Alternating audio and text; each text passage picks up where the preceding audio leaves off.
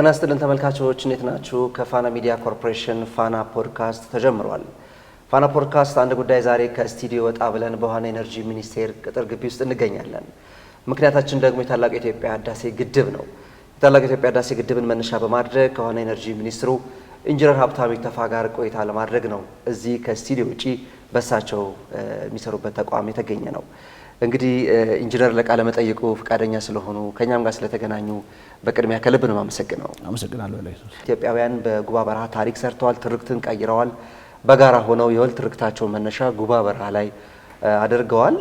ስለዚህ ተመልካቾች ከኛ ጋር ቆይታ ስታደርጉ በአጠቃላይ በህዳሴ ግድባችን አሁን በደረሰበት ምዕራፍ እንደዚሁም ተያይዞ የሚነሱ ጉዳዮችን እናነሳለን። ከመላይ ስርጭት ባለሙያዎች ጋር ኃይለ ኢየሱስ መኮንን አንድ ጉዳይን እየመራው እንግዲህ ከእናንተ ጋር ቆይታ አደርጋለሁ። ከኛ ጋር እንድትሆኑ በአክብሮት ነው ምንጋብዘው። ኢንጂነር በተለያዩ የስራ ኃላፊነቶች ላይ ሀገሩን አገልግለዋል። በክልል ውሃና ኢነርጂ፣ ውሃና መስኖ፣ ውሃና ማዕድን በሚባሉ በተለያዩ መዋቅሮች ውስጥም እንደዚህ ሀገሩን አገልግለዋል። በዩኒቨርሲቲ መምህርነትም እንደዚሁ በዘርፉ ላይ ሰርተዋል። ከዚህ ቀደም በውሃ ምህንድስና ላይ ከሚሰሩ የተለያዩ ምሁራንም ጋር እንደዚሁ ተማሪም ሆነው መምህርም ሆነው በጋራ የመስራትን ስራዎች እናሳልፈው አውቃለሁኝ። በታላቁ ህዳሴ ግድብ ግንባታ ሂደትና በፕሮጀክቱ ሂደት ደግሞ ሚኒስትርም ሆነው ባለሙያም ሆነው እንደዚሁ እንዳገለገለው አውቃለሁ። በተደጋጋሚም እዛ ይመላለሳሉ በስራ አጋጣሚዎችና የታላቁ የኢትዮጵያ ህዳሴ ግድብ አሁን የደረሰበትን ደረጃ እንደ አንድ ሚኒስትር እንደ አንድ ኢትዮጵያዊ ዜጋ ሲመለከቱት ምን ይሰማዎታል ከሚለው ጥያቄ ልጀምር እስቲ።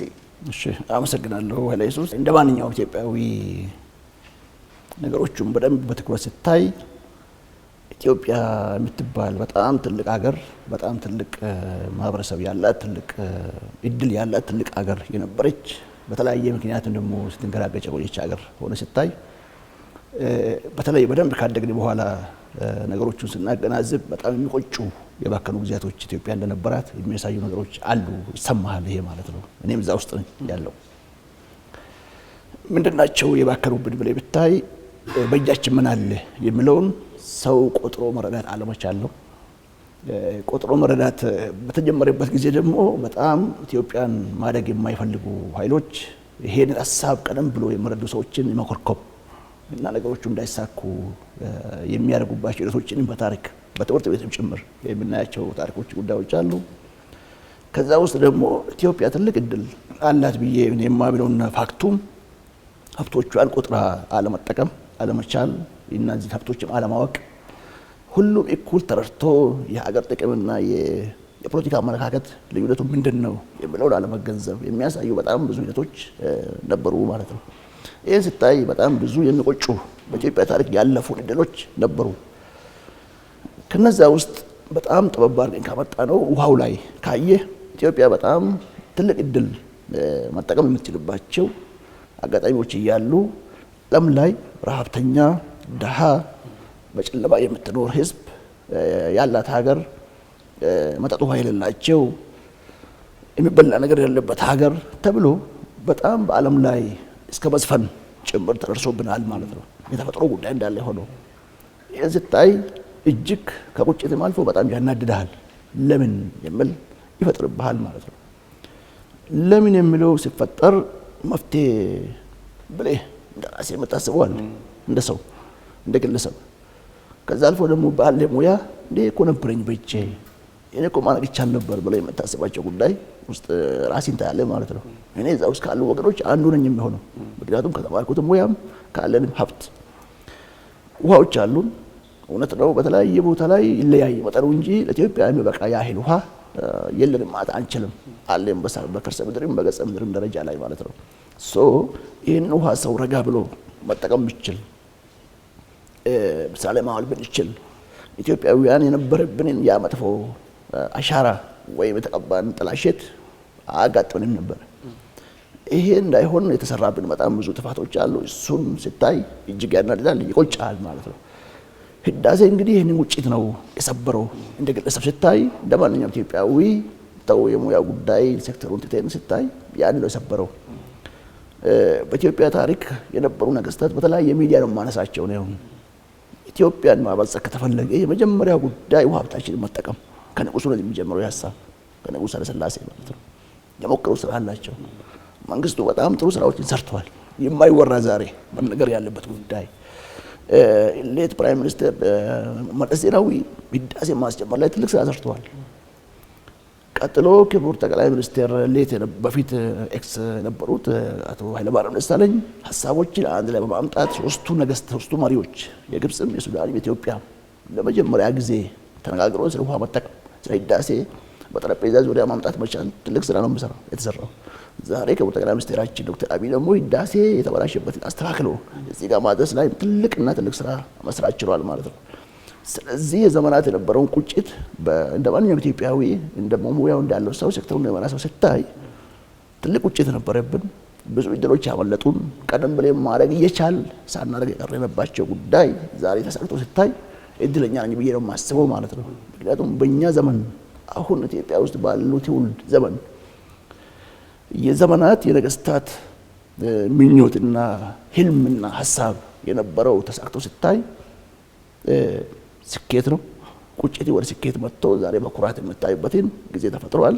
ለዛ ደግሞ ታድለናል። እኔም ታድያለሁ፣ በእኔ እድሜ ያሉትም ታድለዋል። አንተም ጨምሮ ደግሞ የሚዲያ ሰዎች መልካም ነገር ሲዘገብ ድል ሲዘገብ የምናገር ትውልድ ሲፈጠር ትልቅ ስኬት ነው። በጣም ደስ የሚል ነው። በጣም ያኮራል። ትምህርትም ያገኘንባቸው ከዚህ በላይ መሄድ የምንችልባቸው አጋጣሚ የፈጠረልን ጥሩ ስራ ያሳየ ነው። አንዱ በአባይ ላይ የገነባነው ህዳሴ ግድባችን የውጤታችንን መነሻ ወደ ስኬት ያመጣንበትና ዛሬ ድሉን እያጣጣምን ለሌሎቹ ምሳሌ የሆነበት እድል ነው ብዬ ነው የማስበው ማለት ነው። ኢንጂነር ሀብታሙ ኢተፋ እዛ ግድቡ ፊት ለፊት ሲቆሙ መሰረት ድንጋይ የተቀመጠበትን ጊዜ ያስታውሳሉ። የነበረው ሁኔታ አካባቢውን በረሃማነቱን ያስታውሳሉ። አሁን ያ ውቡ አባይ ተርባይኑን እየመታ ሲያልፍ የግድቡ ግዝፈት ሲመለከቱ ያለው የልብ ሙላት ኩራት እንዴት ነው? አንዳንድ ታሪክ አውሳ የመጀመሪያ ተመርቄ ፍሬሽ ሆኜ እኔ ስራ እንደጀመርኩ ስራ የሰራሁት ጉባ ውስጥ ነው። አልመሃል የምትባል በጣም ሩቅ ቦታ ነው። ከማንኩሽ ከምትባል ከተማ ወደ 60 ኪሎ ሜትር ነው የምትርቀው ጉባ ወረዳ ውስጥ። እዛ ጋር የሰራነው እጅ ጉድጓድ ውሃ የሚቆፈር ስራ በጣም ዝቅ ያለ ስራ ማለት ነው። ሲታይ ውሃ የማይገኝበት ሙቀቱ በጣም ከባድ የሆነ ሰዎችን በጣም በሚያሳዝን ሁኔታ የሚኖሩበት ቀበሌ አልመሃል ባቢ ሸንኮር አሁን የሚያቅሰው እዛ አካባቢ ካልሆነ በስተቀር ቦታውን ሰው አያውቅም። እኔ አውቀዋለሁ፣ በዛን ጊዜ ሰራንበት። ከዛ በኋላ ብዙ ሂደት በህይወት ከታለፈ በኋላ ዛሬ ደግሞ እኔ መጥቼ እንደ ሚኒስትር በዛች ወረዳ ባለው ላይ ከእጅ ጉድጓድ ቁፋሮ እስከ ህዳሴ ግድብ ያለውን የፕሮጀክት ላይ ስታይ ስኬት ለኔ ማለት ነው። ሰው ትልቅ ኩራት ይሰማኛል። ትንሽ ጉድጓድ በ30-40 ሜትር የማትሞላ አስቆፍሬ ዛሬ ደግሞ ስለ ህዳሴ ታሪክ የሚያወራ ሚኒስቴር ሲሆን በጣም ደስ ይለኛል። ትልቅ ኩራት ይሰማኛል። እዛ ሁኜም ሳይ ቦታውን ስለማውቀው በተጨባጭ ማለት ነው።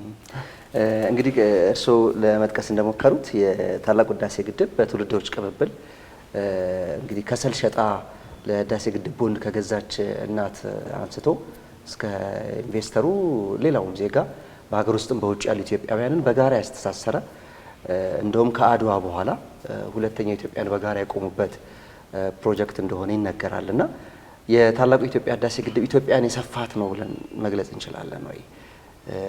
ትልቁን ታሪካችንን አሁንም በቀጣይ ለሚመጡ ልጆቻችንም ትልቅ ያቆምንላቸው ብሔራዊ ትርክታቸው ገዢ ትርክታቸው ማለት እንችላለን ወይ? እንችላለን። የኢትዮጵያውያን አንድነት ማሳያ ብለንም የዘመናት ህልም ቅብብሎሽ አይ ቲንክ ብናደርገው በጣም መልካም ነው። አሁንም ደግሞ ይሄን ጉዳይ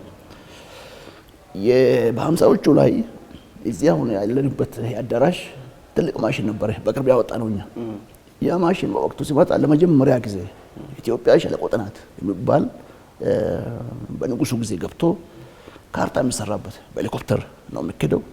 ካርታ ተሰጥቶ ከመጣ በኋላ ስቴሪዮስኮፕ ይባላል። ቴክኒካሊ እንደዚህ በመነጽር ነገር አይቴ ነው የምታይ እንጂ ስታይ ጥቁር ነው ካርታው ራሱ አይነበብልም ማለት ነው። ለመጀመሪያ ጊዜ ጥናት ተጀመረው እዛ አካባቢ ነው። በንጉሱ ጊዜ ባለስላሴ ጊዜ ተጠንቶ በአሜሪካ አምባሳደር ነው መሐንዲሶች ጥናት ተደርጎ የግድብ ቦታዎች ተለይተው ለግንባታ ሲጠየቅ ነው ተባለው ከዓለም ላይ። ስለዚህ አንድ ቀን ይገነባሉ ኢትዮጵያውያን ብሎ ንጉሱ ተናገሩት። እዛ እሳቸው ቃል ዛሬ በተግባር የመጣ ሁሉም ኢትዮጵያ ውስጥ ያለው ኦልሞስት ሁሉም በሚባል ደረጃ ጥያቄ ይኖረው ምን ይኖረው እንጂ በአገር ጉዳይ አብሮ የሚቆም ማህበረሰብ መኖሩን ህዳሴ ምስክር ነው። ይሄ አንድ ነው በትውልድ ስታይ ማለት ነው። ቀጥሎ ብዙ ጊዜ ሚዲያዎቻችን ላይ ብዙም ስለማይታወቅ ማንሳት ጥሩ ብዬ ስለማምን ነው። መንግስቱ አንድ ሀሳብ ነበራቸው ወደዚህ ወደ መተከል አካባቢ ወደ ጎጃም ማለት ነው አሁን ቤኒሻንጉል ውስጥ ያለው ቦታ ላይ ጠቅላላ ምዕራቡን ጠቅላላ ሊያለማ የሚችል ውሃ ሀብታችንን ማልማት አለብን የሚል ለመጀመሪያ ጊዜ ጣና በለስ ፕሮጀክት የሚባል ብዙ ታሪካውን የለም እሱ ጉዳይ ኢሹ ስለነበረበት ፓዌ ላይ ምርጥ ስራዎች ተሰርተዋል። ግድቦች ተሰርቶ ትንሽ ግድቦች በየቦታው አሉ። እነዚህ ግድቦች ከአካባቢ ወጥተው መስኖ ቢያለሙ ኢትዮጵያን በምግብ ራሷን እንድትችል ማድረግ እንችላለን። ከዛ አልፎ ደግሞ የተለያዩ የውሃ መጠጥ ውሃ ፕሮጀክት ሊሆኑ የሚችሉ የታንከር ውሃ ማጠራቀሚያ ፋብሪካ ጭምር ነበረ ፓዌ ላይ የሚያውቁ ሰዎች ያውቁታል። ጉዳይ ይቀጥልና ከሱ ጎን ጎን መሰራት ያለበት የሰው ኃይል መገንባት ነው። ስለዚህ ተቋም ያስፈልገናል። አርባ ምንጭ ውሃ ቴክኖሎጂ ኢንስቲትዩት ማቋቋም፣ በጣም ብዙ መሀንዲሶች በውሃ ላይ እንዲማሩ ማድረግ። ይሄንን ከፈጠርን አንድ ጊዜ ኢትዮጵያ ማለት ትችላለች የሚል ሀሳብ ነበራቸው። የፓዌው ፈርሷል፣ አልተሳካም። የጣና በለሱም አልተሳካም። የአርባ ምንጭ ተሳክቶ አርባ ምንጭ ውሃ ቴክኖሎጂ ወደ ዩኒቨርሲቲ አድጎ በጣም ብዙ ሰው ኢትዮጵያ ውስጥ ዛሬ ምህንድስና ተመራቂ ነው። በውሃ ሴክተርም በሲቪልም በኤሌክትሪካልም በምትላቸው በሙሉ። በነገራችን ላይ ህዳሴ አሁን ዛሬ የምናየው ህዳሴ የነዚህ ልጆች ሀሳብ ነው። ተግባር ላይ መሬት ላይ ተሳትፏቸው ታይተው ህዳሴ መሆን የቻለው በጣም በብዙዎቹ ቦታ ማለት ነው በአንድም በሌላ መንገድ። ስለዚህ እዛኔ የነበረው ጥናት ውጤት በኢትዮጵያ ውስጥ በነበረን ተቋም በተፈጠሩ ባለሙያዎችና ስብስብና እውቀት ተደምሮ የሀሳብ ማለት እንዲወርድ ድርሻ አለው። መንግስቱ አልፏል።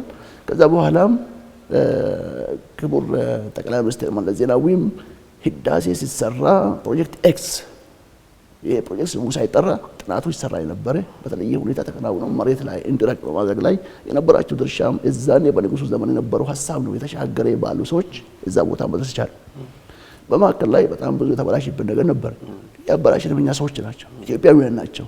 እሱ ተስተካክለው ዛሬ ህዳሴ ደግሞ እንዲሆን ክቡር ጠቅላይ ሚኒስትራችን የወሰዱት ስራ ሲታይ ከዛ ከ1950ዎቹ ከነበረው የመሪዎች ቅብብሎች የትውልድ ቅብብሎች ዛሬ ያለው ትውልድ እዛኔ የነበረውን ሀሳብ መሬት ላይ ማውረድ ሲታይ እጅግ የተያያዘ አንዱ ከአንዱ ጋር የተሰናሰለ የመጣ የትውልድም የአመራርም የሀሳብም ቅብብሎች መኖሩን ያሳያል ማለት ነው። ምንድነው ለኛ ለኢትዮጵያውያን ይሄ ከአድዋ በላይ አድዋ እንደ ታሪክ ነው የምንዘክረው። ህዳሴን ከሱ በላይ ነው እውነቱን ለመናገር ማለት ነው። እንደዚህ አስቦ ነበር ሳይሆን የታሰበው መሬት ወርዶ በቀጣይም ቁጭታችንን ወደ ስኬት ማምጣት የምንችል ከፍተኛ ልምድ ያገኘንበት ስራ መሆኑን ማሳያ ነው። ስለዚህ ይህ ሀገር አንድነትን ከማስቀጠል አኳያ አንድነታችን ከመረጋገጡበት በላይ አንዱ ፕሮጀክት መሆኑንና ማሳያው ህዳሴ መሆኑን በዚህ እናመጣለን። ስለዚህ በትውልድም በእውቀትም በአመራርም ቅብብሎች መጥቶ መሬት የተረገጠ ነው። ለቀጣይ ለኢትዮጵያውያን ትልቅ ስኬት ነው። አይ ቲንክ ለብዙዎች የአፍሪካ ሀገሮችም ትልቅ ትምህርት ይሆናል ብዬ አስባለሁ ማለት ነው። ኢንጂነር እንግዲህ አሁን ያለንበት ወቅት መጋቢት ነው። መጋቢት ደግሞ በኢትዮጵያ ውስጥ አንድም የለውጥ የመጣበት ነው በኢትዮጵያ የፖለቲካ ስርዓት ውስጥና ህዳሴ ግድብም ብዙ ምዕራፎችን ተሸጋግሯል። ከነበረበት ፈተናዎች ወጥቷል። ዓለም አቀፉ ማህበረሰብ ያደርስበት የነበረው ጫና በጣም ከፍተኛ ነበረ። በዓለም ታሪክ የውሃ ጉዳይ አጀንዳ ሆኖ የጸጥታው ምክር ቤት ጠረጴዛ ላይ እስከ መቅረብ የደረሰበት እቺ ኢትዮጵያ የምትባል ሀገር በበርካታ ዓለም አቀፍ መገናኛ ብዙሃን አጀንዳ የሆነችበት ወቅት ይመስለኛል ያለፉት 6 ዓመታት። ስለዚህ ይህን 6 ዓመታት እንዴት ይገልጹታል?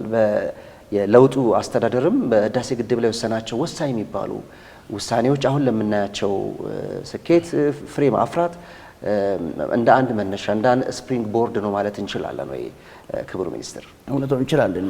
እንግዲህ ትልቁ በለውጡ ማግስት ከለውጡ በፊት የነበረው ኢሹ ኢትዮጵያ ውስጥ በጣም ብዙ አጀንዳዎች ነበሯቸው። ዜጎች ተገቢ አጀንዳ ሲንከባለል የመጣ ብዙ አመት የቆየ ጉዳዮች ማለት ነው። የተጠቃሚነት ጉዳይ፣ የፖለቲካ ጉዳይ፣ የዲሞክራሲ ጉዳይ እሱ በአሁኑ ሲመለስ የተጠቃሚነት ጉዳይ ላይ ሲመጣ የፕሮጀክት አፈጻጸም ሲታይ ህዳሴ ለኢትዮጵያውያን ዝም ብሎ ህዳሴ ብቻ አይደለም። ይቺ ሀገር በጨለማ የምትኖር በጣም ብዙ ዜጎች ያሏት ሀገር ነች። አንድ ሁለተኛው ለዘመናት መስራት የቻለ እንዳንሰራ ኢትዮጵያውያን እጃቸው ተጠፍሮ ቁጭ ያለበት አስተሳሰባቸው ተጠፍሮ ቁጭ ያለበት ዘመንን ሰብሬ ለመውጣት ማሳያ ተብሎ የተጀመረ ሂደት ነው። ሁሉም ሰው ይፈልጋል ይሄን ነገር እንዲሆን ማለት ነው። ነገር ግን መሀል ላይ ባጋጠመን የብልሹ አሰራሮች ህዳሴ ሊሆን እንደማይችል ኢትዮጵያውያን ተስፋ እንዲቆርጡ በሚያደርግ ደረጃ ላይ ሆኖ ጥያቄ ከነበረብን ከብዙ ኢትዮጵያውያን ዘንድ ከነበረው ጉዳይም እሱ አንድ ድርሻ ነበር ማለት ነው። ከለውጡ ማግስት የመጀመሪያ የተሰራው ስራ ፕሮጀክቶቹን በልዩ ሁኔታ በከፍተኛ አመራር ደረጃ በክቡር ጠቅላይ ሚኒስትር ተይዞ ፕሮጀክት መሆን አለበት።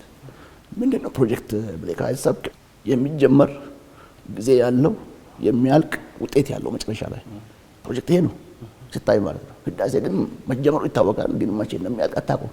ዛኔ የነበረው የፐርሰንቴጅ ሽፋን የነበረው የመጠኖች እና የክንውን አፈጻጸም ስታይ የመሬት ላይ ሰማን ያህል ነው መራራቀው በወቅቱ ስታይ ማለት ነው።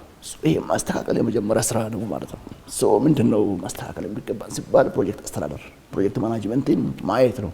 ኮንትራት ማነቅም አለው ለስራ የሚችል የተሰራው ስራ ራሱ ተገቢ ነው ወይስ አይደለም የሚለው ጉዳይ በዝርዝር ማየት የመጀመሪያ ስራ ነበር። ሲፈተሽ በጣም አሳዛኝ በሆነ ሁኔታ ላይ የታሰበውን ህዳሴ ማድረግ እንደማይቻል ሲገመገም ይሄን ወደ ህይወት ማምጣት ነው ማለት ነው። ህይወት የሌለውን ህይወት እንዲዘራ ማድረግ የመጀመሪያው የለውጡ መንግስት የመጣው ትልቁ ስኬታችን ከህዳሴ ነው ተጀምረው።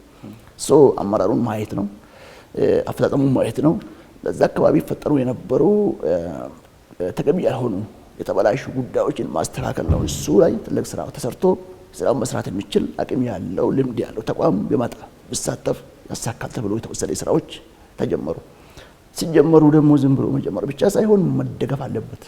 ኢትዮጵያ ካላት ሀብት እያንዳንዱ ዜጋ በኋላ አነሳል ይሆናል በሁሉም በእውቀቱም በገንዘቡም ህይወቱን ጭምር ገብሮ ብዙዎቹ ደግሞ እዛ ውስጥ እንዲሳተፉ ሞቢላይዝ ማድረግ ትልቁ ስራ ነበር። ይሄንን ማከናወን አንዱ ስኬት ነው እንዲደረግ። እንግዲህ መስራትን በጀመርን ልክ እኛ ውሃችን እንዳንጠቀም ለዘመናት ይመኙ የነበሩ ሰዎች መመኘት ብቻ ሳይሆን ይሰሩ የነበሩ ሰዎች ህዳሴ ለካዩን ህዳሴ ሊሆን ነው ብሎ እርግጠኛ ከሆኑ በኋላ ኢትዮጵያን ስም ማጠልሸት ነው ተጀመረው። በጣም ከባድ ጊዜ ለኢትዮጵያውያን የነበረው በአንድም በሌላ መንገድ ኢትዮጵያ ውስጥ የነበሩብን በተለየ ውጭ ጫናው የሰሜኑ ጦርነት እንዳለ ሆኖ በተደማሪ ሆኖ አንዱ ቻሌንጅ የነበረው ህዳሴ ጋር በነበሩ ጉዳዮች ናቸው። ስም ማጥፋት በፊት የነበረው ክቡር ሚኒስቴራችን ዶክተር ስለሺ በዩኤን ሴክሬታሪ ካውንስል ላይ ቀርቦ የውሃ ሚኒስቴር እንጂ የኒውክሌር ሚኒስቴር አይደለንም ለመጀመሪያ ጊዜ ብሎ ሲናገሩ ታሪካዊ አባባል ነው። ኢትዮጵያ ውስጥ ውሃ መጠቀም ኃጢአት ሆኖ ለምን ትጠቀማላችሁ ህዳሴ ለምን ትገነባላችሁ የሚለው ኢትዮጵያ እስከዚያ ድረስ ማብጠልጥልና በየጊዜው ኢትዮጵያን ለመጉዳት ማሰብ እጅግ አሳዛኝ የነበረበት ጊዜ ነው። እውነት ነው ቻሌንጅ አድርጎናል። እውነት ነው በጣም ችግር ፈጥሮብናል። ግን እድል ይዞ መጥቷል ብዬ ነው የማምነው። አንደኛው ኢትዮጵያውያን ሬዚሊያንት እንዲሆኑ ችግሮችን መቋቋም መቻል ማለት ነው። ሁልጊዜ ሰዎች ሊኮረክሙ ባሰቡ ልክ አንተ ሸውረክ ካልክ መሸነፊን ነው የሚያሳየው። ኢትዮጵያውያን እንደዚህ አይደለም የነበረው። ያ ሁሉ ችግር ውስጥ ገብተን ሰዎች አብሮ መቆም ችለናል። ይሄ ህዳሴ ያመጣ ጥቅም ነው ብዬ ነው የማምነው ነው። ቅድም እንዳለው ነው ሰዎች ገንዘባቸውን ብቻ አይደለም ያዋጡት፣ በሀሳብ ነው አንድ የሆኑት። በሀሳብ አብሮ መቆም ነው። የህዳሴ ጉዳይ ሲመጣ እኮ የነበሩ ዲያስፖራዎችን በጣም ላመሰግን እወዳለሁ። ዛሬ ሁሉም በጋራ ሆኖ ነው ዲፌንድ ያደረጉት። ምናልባት ውስን የምትላቸው ሰዎች ትንሽ የተዛባባቸው አመለካከት ያላቸው ሀገርና ፖለቲካ መለየት ያቃታቸው ሰዎች የማይሆን ቦታን ቆሞ ለትዝብትን ቢዳረጉ ዜጎች ሁሉም ቦታ አብረው ቆመው ለዓለም አንድ ቋንቋ ማውራት ችሏል። ይሄ በሀሳብ አንድ ማምጣት ችሏል ማለት ነው። ይሄ በዛ ሁሉ ችግር ውስጥ አብረው ሆነው መቆምን አስለምዶናል። አንድ ይሄ ነው። ሁለተኛው ህዳሴ ጋር ዝም ብሎ ስም ማጥፋት ብቻ አይደለም ተደረገው። በአንድም በሌላ መንገድ ምክንያትና ሰበብ ፈልገው ኢትዮጵያ ማግኘት የነበረባትን ድጋፍና እርዳታ ከዓለም አቀፍ ተቋማት እንዳታገኝ ተደርጓል። ለምሳሌ በአባይ ተፋሰስ ውስጥ ያሉ ማንኛውም ልማት ፕሮጀክቶች በዓለም ባንክ አይደገፉም ዛሬ። ምክንያቱም ኢትዮጵያ እዚህ ጋር ከሰራች ግብጾች ይቀየሙናል ብሎ የሚያስቡ ስላሉ ማለት ነው።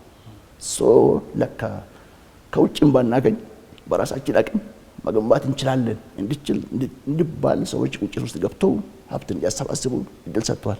ያዋጣ ነው በጣም ትንሽ ነው፣ ነገር ግን የኔ ነው የሚለውን ነገር ፈጥሯል። ሴንስ ኦፍ ኦነርሺፕ መፈጠር መቻል የኔ ነው የሚል ሀሳብ አብሮ መምጣት ትልቅ ስኬት ነው ለኛ ማለት ነው። ከሱ አልፎ ለሌሎችም ትምህርት ሰጥተናል። ያንን ሁሉ ቻሌንጅ ማለፍ እዛኔ በጣም ብዙ አፍሪካ ሀገሮች በቃ ኢትዮጵያ አለቀላት በዚህ ጉዳይ በሰሜን ጦርነት አለባት ህዳሴ ላይ እንዲህ ተፈጥሮባታል እቺ ሀገር ብሎ ቁጥር ያስተላልፈዋል እኮ ውጡ ኤምባሲዎቻቸውን ዝጉና ውጡ እስከመባል ደርሷል። በጣም የሚመሰገኑ ብዙዎቹ ደግሞ ኢትዮጵያውያን መፍትያቸውን ራሳቸው ይወጡታል ብለው እዛንም ሲያወሩ ዛሬም የሚመሰክሩ ዓለም መሪዎች አሉ። ህዳሴ ላይ ያጋጠመኝ ጉዳይ ለሌሎቹ ሌሰን ሰጥተናል የሚል ሀሳብም አለኝ በተጨማሪ ማለት ነው። በተለይ በናይል ውስጥ ያሉ የላይኛው ሀገር ተፋሰስ ሀገሮች ኡጋንዳ ብታይ፣ ኬንያ ብታይ፣ ታንዛኒያ ብታይ ፖዚቲቭሊ የኢትዮጵያን ስኬት፣ ደቡብ ሱዳን ብታይ፣ ቡሩንዲ እነዚህ በሙሉ በቃ ኢትዮጵያ ውስጥ የተሰሩ ስራዎች ኤግዘምፕላሪ ስራ ህዳሴ ላይ የሚለው ነገር አይ ቲንክ ከራሳችን አልፈን ኢትዮጵያ ላይ የማይሆን ዘመቻ ሲያደርጉ የነበሩ ሰዎችን አሳፍረን ሌሎቹም ጭምር እንዲበረቱ ያደረግንበት ጊዜ ነው ብዬ አምናለሁ ማለት ነው። ሰው ለኢትዮጵያውያንም ሬዚሊያንት መሆን እንድንችል አስችሎናል። ለሌሎቹም ማሳያ ሆነናል። ይሄ ደግሞ በሪፎርሙ ስለመጣ ነው ስለተመራ ነው እንጂ ዝም ብሎ የመጣ ነገር አይደለም። ውሃ ድሮም ነበር ይፈስ ነበር ለዘመናት። ህዳሴ ድሮም ተጀምሯል። በተፈለገው ፍጥነት አልሄደም። እንደውም ቻሌንጅ አልነበረበትም በዛን ጊዜ። ምክንያቱም ይሳካል ብለው አላመኑም። አመራሩ ያሳካል ብለው አላመኑም ሰዎቹ ማለት ነው። መሬት ላይ ስታይ ይመስላል እንደማይሳካ፣ ከለውጡ ማግስት ግን እንደሚሳካ ስናሳይ እርግጠኛ መሆን ሲጀምሩ በዛው ልክ ዘመቻውም የከፋ፣ በዛው ልክ ስም ማጥፋቱም የከፋ፣ በዛው ልክ ቁንጥጥ ማድረጉ ሀያላን መንግስታት የከፋ፣ በዛው ልክም የዓለም ሚዲያ የኛን ስኬት ሳይሆን የኛን ውድቀት የኛን ችግር አጋኖ ማቅረብና ኢትዮጵያን በሁሉም በሚዲያም በለው በፕሮፓጋንዳም በለው በኢኮኖሚም በለው በጣም በብዙ ነገር ኢትዮጵያን ለመጉዳት የተከደበት መንገድ ኢትዮጵያውያን አብረው እንዲቆሙ አብረው እንዲሆኑ ሬዚሊያንት እንዲሆኑና መሻገር እንዲችሉ ትልቅ መሰረት ጥለዋል። ስለዚህ ስፕሪንግ ቦርድ ነው ብንል ተገቢ ቃል ነው ልል ፈልጌ ነው። ሌላው አሁን ህዳሴ ግድብ ብርሃንም ሆኗል። ከሰሞኑ ደግሞ ራትም እንደሚሆን እያሳየን ነው። በጣም ግዙፍ አሳዎችን እያመረተ ነው የሚገኘው። እዚህ ላይስ ምን ይላሉ? እንግዲህ የኛ እንደ ማንኛውም የውሃ አካል ህዳሴ ስናወራ ህዳሴ ግድቧን ብቻ አይደለም እኛ የምናየው። በጣም ትልቅ የሆነ 74 ቢሊዮን ሜትር ኪዩብ ውሃ ኢትዮጵያ ትልቁ የኢትዮጵያ ሀይቅ ነው የሚሆነው። አሁን ያለን ጣና ነው። አሁን ከዚህ በኋላ ህዳሴ ነው የሚሆን ማለት ነው። ሀይቅ ይዞ የሚመጣው በረከቶች አሉት።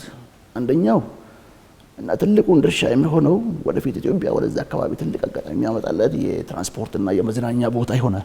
ውሃ አለ ማለት ሰው አለ በዲፎልት ይፈልጋል ሰው በተፈጥሮ አንድ እሱ ነው። ሁለተኛው በውሃ ውስጥ ያሉ በረከቶች አሉ። አሳ አንደኛው ነው። አባይ ላይ ያሉን አሳዎች በጣም ትልልቅ ናይል ፐርች የሚባል በጣም ዝርያው በተለየ ሳይዙ በጣም ትልቅ የሆነ የሚገርም ሳይዝን እያየን ነው ማለት ነው። ድሮ የነበረው ቀጥታ ከውሃ ጋር ወደሚቀጥሉ ሀገሮች ነው የሚሄድላቸው። ይራባል፣ ውሃው ያጓጉዝላቸዋል። ህዳሴ ዛሬ ውሃ ብቻ ለመያዝ ለኛ አሳዎቹም ጭምር ይዞልናል። ትልቅ በረከት ማለት ነው። እነዚህ አሳዎች ገብቶን በአግባቡ መጠቀም መቻል ላይ ስንደርስ ከኢትዮጵያ አልፎ ለውጭ ሀገሮች ጭምር በረከት ይሆናል። ለምሳሌ በየሱፐር ማርኬት ገብቶ ብታይ ቱና ከውጭ ይመጣል አይደለ? ቱና ተራ የምትላቸው ነገር ማለት ነው። ለምንድን ነው ኢትዮጵያ ይሄንን ፓክ አድርገው ወደዛ ማትሄደው? ምክንያቱም ትልቅ ውሃ ካለን ይሄን የሚያክል ሳይዝ ውሃ 74 ቢሊዮን ሜትር ኪዩብ ውሃ ሀይቅ መፍጠር ከቻል እዛ ውስጥ ከኢትዮጵያ አልፎ ለዓለም ጭምር ኤክስፖርት ማድረግ የምንችላቸውን ሀብት መፍጠር ችለናል ማለት ነው። ስለዚህ ፓወር ካለን እዛ አካባቢ አሳ ምርቱ ካለ ማሰብ ያለብን አሳውን ዝም ብሎ ሰብስቦ ብቻ መብላት ሳይሆን ፕሮሴስ አድርጎ ወደ ውጭ እስከ መላክ። ዓለም ላይ ከህዳሴ የወጣ አሳ በብዙ ኢትዮጵያውያን ከኢትዮጵያ ብዙ የዓለም ሀገራት ቤተሰብ ዘንድ ገብቶ ገበያ ላይ የምታይበት ስራ ሊሆን ይችላል ብዬ አምናለሁ ማለት ነው። መቼ ነው? የራሱ ጊዜ ያለው የራሱ ስራ ያለው ማስተር ፕላኖች ተሰሩ ይገኛሉ።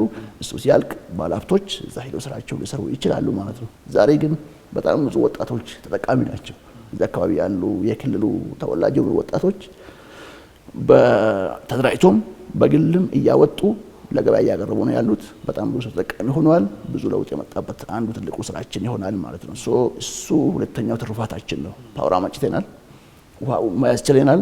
ውሃውን ከያዝን በኋላ ያገኘነው የአሳ ምርት የአሳ ሀብት ከኢትዮጵያም አልፎ ለብዙ መሆን የሚችል ትልቅ ፖቴንሻል አለው። እሱን በዛ ደረጃ ማየት ነው።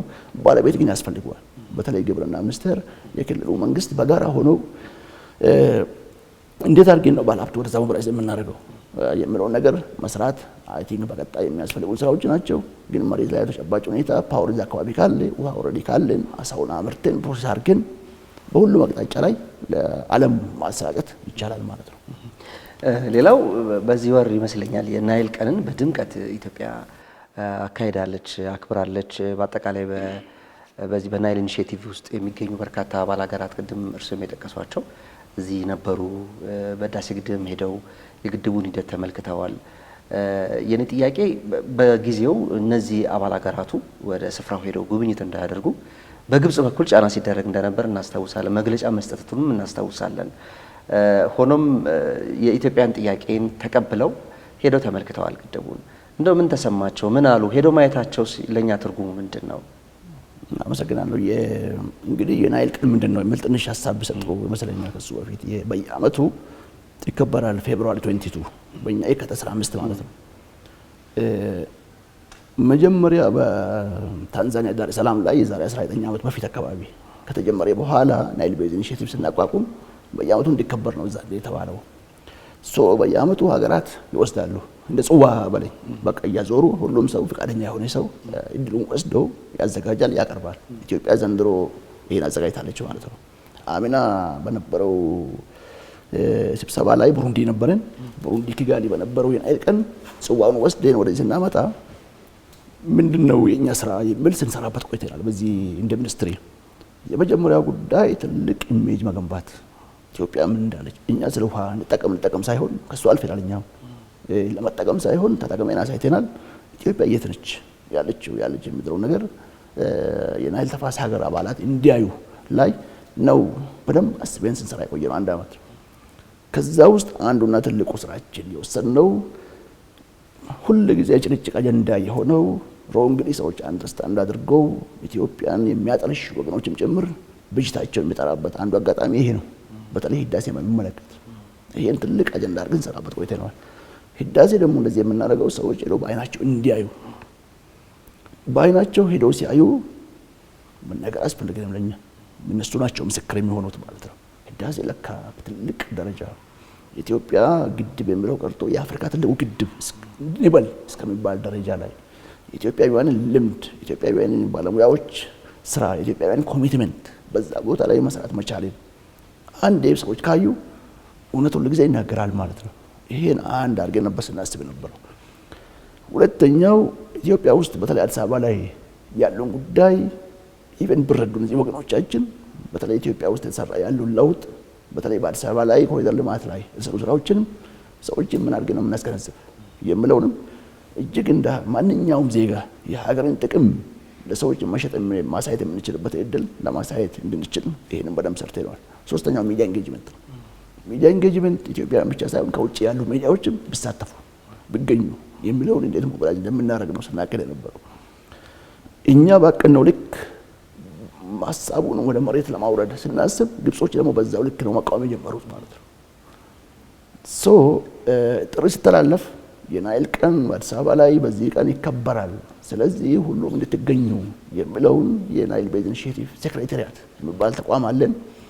እሱ ደብዳቤውን ስልክ አንድ ፕሮግራማችን ውስጥ ያካተትነው እኛ ህዳሴ ጉብኝት አለ የሚል ነው። ይሄ ግብጾችን ስኬጁሉ ላይ ማለት ነው። ግብጾችን ሰላም ነሳቸው ማለት ነው። ወዲያው ደብዳቤ ጻፈው ሚኒስቴራቸው ይሄንን ኢትዮጵያን እንዳትጎበኙ የሚል ስታስበው እብደት ነው እንጂ እኔ አንተን እኔ ቤትና ምሳሌ ጋብዝህ ብዬ አንዱ ሀብታሙ ቤት እንዳትሄድልህ አይችልም። ካለም አንተን ነው ናቀው እኔን አይደለም። ይሄን ነው ያደረጉት እነሱ ማለት ነው። በእኔ አስተሳሰብ የመጀመሪያውን ሱሳይድ የፈጸሙበት ደብዳቤ ነች። ደብዳቤ እኛ ስናይ መልስ እንስጥ አሉ ብዙ ሰዎች። አንሰጥም ነው ያልኳቸው። እኛ በስራ የምናሳይ ሰዎች እንጂ የወሬ ሰዎች አይደለም። መልስ መስጠት ያለበት እኛ ሳይሆን ሰዎቹ ናቸው። ጻፈላቸው ሰዎች አትሉ የተባሉት ሰዎች ናቸው። ንቀት ነው ለነሱ። ለኛ የመጀመሪያው ስኬት ብዬ እንደራይ ተወሰድኩኝ። ኤክሰለንት እንደውም እንደዚህ ማለቱ የሚወጣው ነገር አለው። አጀንዳ አደረገው ራሱ ጊዜ ማለት ነው። ዘን የናይል ቀን ሊከበር አንድ ቀን ሲቀረው ሁሌ በየአመቱ እንደምናደርግ የሚኒስትሮች ስብሰባ አለ፣ ምክር ቤት ስብሰባ አለ ማለት ነው። እሱን ስናደርግ አዲስ አበባ ላይ ስካይላይት ነበር። በስፒቹ ላይም ደገመው ራሱ መጥቶ ንግግር ሲያደርግ ግብጽ ይሄንን ጉብኝት ትቃወማለች፣ ስለዚህ እንዳትቀበሉ የሚል ይናገራል ሚኒስቴሩ ማለት ነው። ከዛ በኋላ እኛ በደብዳቤ ሳያስፈልግ ሪስፖንድ ማድረግ ያለብን እኛ በክብር የጋበዝናችሁ እንግዶቻችን እናንተ ናችሁ። በክብር መጥራት መብታችን ነው። እናንተ ደግሞ እነሱን ፈርታችሁ መተውና ማምጣት በእናንተ እጅ ነው ያለው እቺ ብቻ ተቀምነው ቃል ዲስሪስፔክት ነው ለእናንተ ለሌሎች ሀገሮች ሲባል አልተመቸው ለሱ ሌሎቹ ግን የባህል ቁጭት ውስጥ አስገባቸው ማለት ነው ሶ እንዴት እንደዚህ ይላል የምን ሳይፈጠርባቸው አይቀርም ይመስለኛል አልተናገሩም በቃል ይሄ ጉዳይ ከዛ በኋላ በረጋታው የናይል ቀን ሲከበር የክብር ፕሬዝዳንታችን አምባሳደር ታዬ ባሉበት መድረክ ሲደረግ ጠብቀን ነበር ይናገራል ወይም እሱ አልተናገራትም የዛን ቀን ሳይንስ ሙዚየም በነበረው ፕሮግራማችን ላይ ከዛ ግን ኢንፎርማሊ እንዳይሄዱ ነው ሲቀሰቅስ የነበረው እሱ እኛ ደግሞ በዛ አካባቢ ምንም አልተናገርንም ሰዎች ማይል እንዳለባቸው አዘጋጅተናል ኮንፈርም አድርገናል እሱ በዛ ደረጃ ቀጠለበት ማለት ነው በጣም የሚገርመኝ አስበን የነበረው እንዲሄዱ የገመትነው ወደ 20 ሰው ነው ሁለት ፕሌን ነው ተከራየን የግለሰብ አስር እንደዛ የሚይዙት ከዛ ጥሪ በኋላ በጣም ብዙ ሰው ነው እንደውም ለቆም የተፈለገው 30 ነው የሆኑት ቁጥሩ ጨመረ ስለዚህ ዝምታችን ተጨማሪ ማልሰጠም ማለት ነው ሶ ስናየው በራሳቸው ላይ የማይሆን ተኩሰው በእኛ ሜዳ መጫወት ፈልጎ ግን በራሱ ላይ አስቆጥሮ የተመለሰበት አጋጣሚ ፈጥረናል ብለን ነው ያየነው ማለት ነው ሶ ኢትዮጵያ ትልቅ ስኬት ለነሱ ትልቅ ውርደት ትልቅ ሽንፈት ነው የተፈጠረባቸው ራሳቸው ባመጡት ራሳቸው በፈጠሩት አጀንዳ ተመቶ ተመልሰዋል ሀገሩ ተመልሶም ሰጥተዋል ማድረግ ማለበት ብዬ አምናለሁ እንደ ሀገሩ ሰው ስታስበው በተለይ እነሱ ካላቸው ናይል ላይ በፈጠሩት ናሬሽን ናይል እነሱ እንደሆነ አርጎ ትውልዱን ስለቀረጹ ይሄ ሰውዬ አይ ቲንክ ዝም ካለም ይቀጥላል ወይ የራሱ ጥያቄ ስለምፈጥር ሚዲያ ላይ መናገሩ ለሱ እንደ ካይንድ ኦፍ እባክዎት ለማድረግ ነገሮቹን ተናግሬ ያለው ነው የምለው ነገር ለማሳየት ያደረገ ብዬ አስባለሁ ለኛ ግን የስኬት ነው ያመጣልን አንዱ እሱ ነው ናይል ዴይ ሁለተኛው ቅድም እንዳልኩ እኛ በዚህ አጋጣሚ የኢትዮጵያን ስኬቶች ማሳየት ፈልገናል ሲባል አንዱ በእጃችን ያለውና በአቅራቢያው ያለው የኮሪደር ልማቱ ነው ኮሪደር ልማት በአንድ በሌላ መንገድ ከንጽህና ጋር የሚገናኝ ነው ከሳኒቴሽን ጋር የሚገናኝ ነው ከፓወር ጋር የሚገናኝ ነው ተቃም ስለሚሆን ከስካይላይት ጀምሮ እስከ ሳይንስ ሙዚየም በፊት የነበረው በጣም አጭር ማርሽ ባንድ ታጀበ እግር ጉዞ ነው የሚደረገው አሁን እንደዛ አላደረግነውም እኛ በጣም በክፍት መኪና በትልቁ አርገን እነሱ ሰዎች ከተለያየ ሀገር የመጡ ተወካዮቻቸው ባሉበት ከስካይላይት እስከ ሳይንስ ሙዚየም ለሙሰስ ስናስብ ማየት አለባቸው የሚል ቀደም ብለ ያቀደናል ሶ ከሳይንስ ሙዚየም ሳይደርሱ ከስካይላይት ሆቴል ወጥተው ሳይንስ ሙዚየም ለማምጣት ዘሆል በዚህ በቦሌ ሮድ አርገው በሂልተን አርገው 4 ኪሎ አርገው ፒያሳን ዞሮ በቸርችል ወርደው መጥቶ ሳይንስ ሙዚየም እንዲገቡ ነው ያቀድነው ይሄ ነው ያደረግነው የግብፁ ሰው ያልመጣ በጣም የሚገርም እኔ አልሄድም ነው ያለው ምክንያቱም እርግጠኛ ነኝ ይሄንን ሲያዩ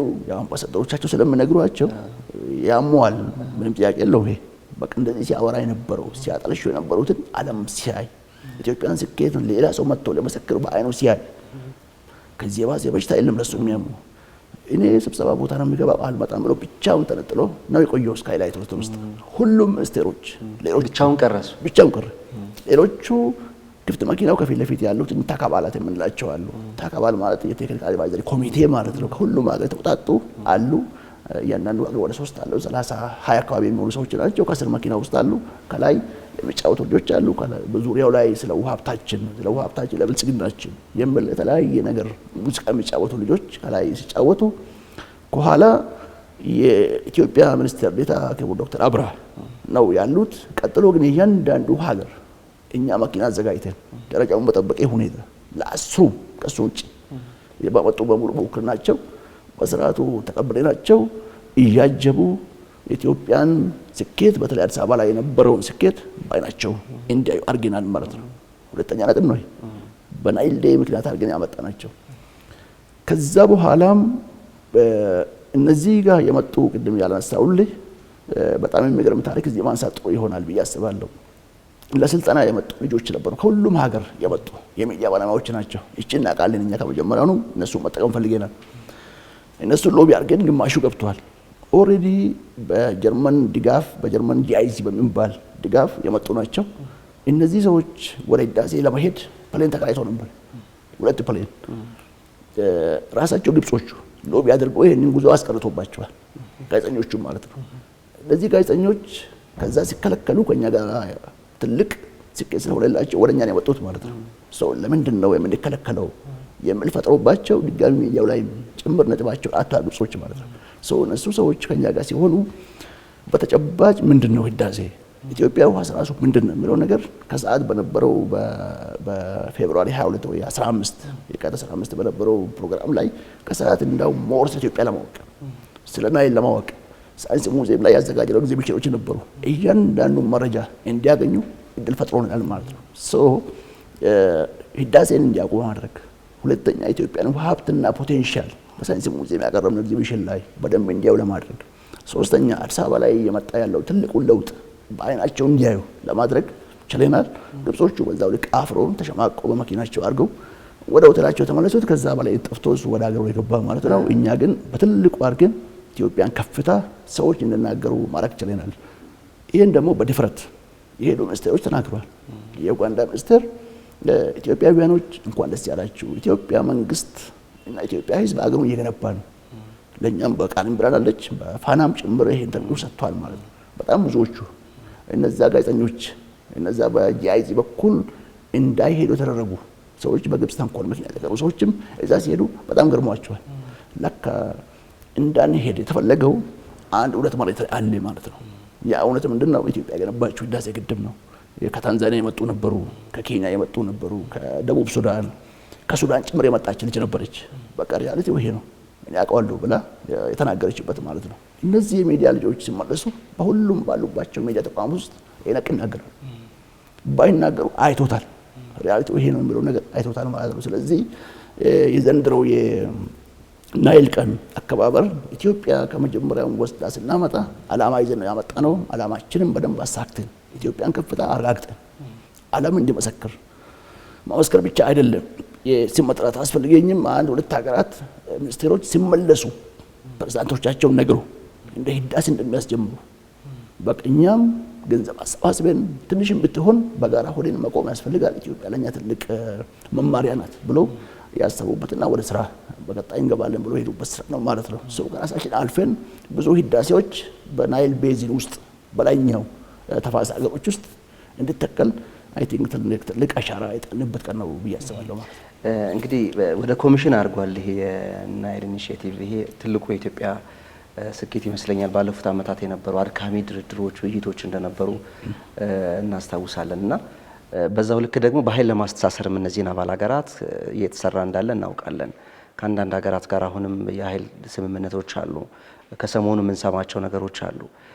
ይሄ ምን ማለት ነው? በአፍሪካ ቀንድ ላይ በናይል ዙሪያ ባሉት በታችኛውም ሆነ በላይኛው የሚገኙ ሀገራትን በኢኮኖሚ ማጣመር መቻል ለኢትዮጵያ ምን ማለት ነው? ከብሔራዊ ክብር ከሀገር ገጽታ አንጻር ኢኮኖሚያዊ ጠቀሜታውንም ያነሱልኝ። እኛ ሁሌ እንደምንናገረው የኢትዮጵያ ውስጥ የሚመጣው እድገት ኢትዮጵያ የምታገኘው በረከት ለሁሉም ነው የሚደርሰው፣ ጎረቤት ሀገሮቻችን ማለት ነው። በአንድም በሌላ መንገድ በተፈጥሮ ስታይ ኢትዮጵያ እንደዚሁ በአሁን ደግሞ ስታይ በሁሉም ጎረቤት ሀገሮች ጋር በጣም ብዙ ማህበረሰብ እንጋራለን። በጣም ብዙ ባህል፣ ብዙ እሴቶች እንጋራለን ማለት ነው። ኢስ አይዲያል ሆነ ባውንደሪ ያለን እንጂ ወደ ምዕራብ ብታይ በቤኒሻንጉል አካባቢ ግማሹ ቤተሰብ ሱዳን ነው ያለው፣ ግማሹ ኢትዮጵያ ውስጥ ነው ያለው። አዲስ ብለን ያለን በሰሜን ተመሳሳይ ቋንቋ የሚናገር ተመሳሳይ ካልቸር ያለው በኤርትራም በኢትዮጵያ በኩልም አሉ። በትግራይና በኤርትራ በኩል ያሉ ወገኖቻችን ማለት ነው። በደቡብ ቦረና ብታይ ኬንያ ውስጥ 2 ካውንቲ የሚሆን ከቦረና እንደውም አንድ አባገዳ ያላቸው በጣም የተሰናሰለ ማህበረሰብ ነው ያለው። በሶማሊያ በኩል ከኢትዮጵያ ካለው ጋር በአንድ የሃይማኖት መሪ ወይ ኡጋዚ ያላቸው ማህበረሰቦች ኦልሬዲ አሉ። ጅቡቲም እንደዛው በአፋር ላይ በሁሉም አቅጣጫ ኢትዮጵያ ኦልሬዲ በማህበረሰብ ዘንድ የተቆራኘና አንድ ህዝብ አለ። ይሄ ትልቅ አጋጣሚ ነው አንዱ እሱ። በጎረቤት ሀገራት ያሉት በተለይ ሱዳን አካባቢ ያለው አቋሚ መስል ነገር ግን ሌሎቹን ፈርቶ ስለሚያደርጉ እንጂ ጥቅሙን ያውቁታል። እንዲህ ማህበረሰብ መሆናችን ያውቁታል። ተጠቃሚነቱ በዛው ልክ ያውቁታል ምን እንደሚጠቅማቸው ማለት ነው። ይሄንን እንዴት አድርገን ብናስተሳሰር ነው ዘላቂ ሰላም የምናመጣው የሚለው ግን አንድ ኢሹ ነው ማለት ነው። ሰው ዝም ብሎ ብቻ ተመሳሳይ ቋንቋ፣ ተመሳሳይ ሃይማኖት፣ ተመሳሳይ ባህል ስላለው አንድ ይሆናል ማለት አይደለም። በጥቅም መታሰር አለበት። ይሄ ጥቅም በተጨባጭ እንደ ሀገር የሚያዝ መሆን አለበት። ለዛም ትልቁ ድርሻ የሚወስደው ፓወር ሴክተሩ ነው። ምክንያቱም ኢነርጂ ሲኖር የስራ ዕድል ይኖራል። ኢነርጂ ሲኖር ሰዎች የተሻለ ህይወት ይኖራሉ። ኢነርጂ ሲኖር ፋብሪካዎች ይኖራሉ። በጣም የትልቅ ኢኮኖሚ እድገት መሰረቱ ኢነርጂ ስለሚሆን ከኢትዮጵያ ካለን ኤነርጂ ወደ ጎረቤት ሀገሮች ደግሞ ስላክ ከኢትዮጵያ ተርፎ አይደለም። ቅድም እንዳልኩ ብዙ በጋራ ማንነቶች በጋራ መጠቀም የሚገቡን በጋራ አንዱ ለአንዳችን እንደምናስፈልግ ስለምታመን ኢትዮጵያ ውስጥ ያለውን ፓወር ሴክተር ወደዛኛው ኮኔክት የሚደረግ ታሳቢ ተደርጎ የተሰሩ ስራዎች ናቸው።